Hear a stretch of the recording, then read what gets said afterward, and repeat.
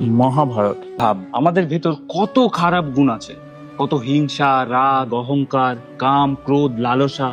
এই সমস্ত খারাপ গুণগুলো যদি কৌরবদের প্রতীক হয়, আর আমাদের মধ্যে থাকা হাতে গোনা কয়েকটা ভালো গুণ যদি পাণ্ডবদের প্রতীক হয়, তাহলে ধৃতরাষ্ট্র কে বলতো? কে? স্বার্থপরতা। কারণ ওখান থেকেই তো সমস্ত খারাপ গুণের জন্ম। তাহলে গান্ধারী কিসের প্রতীক? দেখ, গান্ধারীর চোখ ছিল, তাও পট্টি বেঁধে রাখ। চোখের সামনে থাকা সত্যিটাকেও দেখতে পেত না। অন্ধবিশ্বাস। কারেক্ট। আর পিতামহ ভীষ্ম? দায়িত্ববোধ। শকুনি? মাথা। আর আমাদের ভগবান শ্রীকৃষ্ণ? আমাদের মন, আমাদের অন্তরাত্মা। তাহলে কর্ণ কিসের প্রতীক? কর্ণ খুব ভালো করে জানতো কোনটা ঠিক কোনটা ভুল।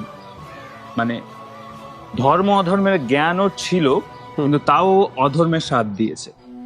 বলতো এবার আমাদের মধ্যে এমন কি গুণ আছে যেটা ঠিক ভুল আমরা জানা সত্ত্বেও ঠিকটা আমাদের করতে দেয় না? ইগো। ইয়েস। তাহলে দ্রৌপদী কিসের প্রতীক? কুরুক্ষেত্রের যুদ্ধ কেন হয়েছিল বলতো? সিংহাসনের জন্য। ভুল। সিংহাসনের জন্যই যদি যুদ্ধ হতো তাহলে পাণ্ডবরা অনেক আগেই যুদ্ধ করতে পারতো, কিন্তু সেটা করেনি।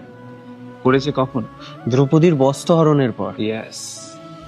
তাই দ্রৌপদী এখানে আমাদের আত্মসম্মানের প্রতীক। আর আমাদের আত্মসম্মানে যখন আঘাত লাগে, তখন আমাদের হাতে গোনা যে ভালো কয়েকটা গুণ আছে, তারা আমাদের ভেতর ভেতর হাজারটা তামসিক গুণ, মানে খারাপ গুণগুলোর সাথে যে ক্রমাগত যুদ্ধ চালিয়ে যায়, সেটাই কি আসল কুরুক্ষেত্র নয়? কারেক্ট।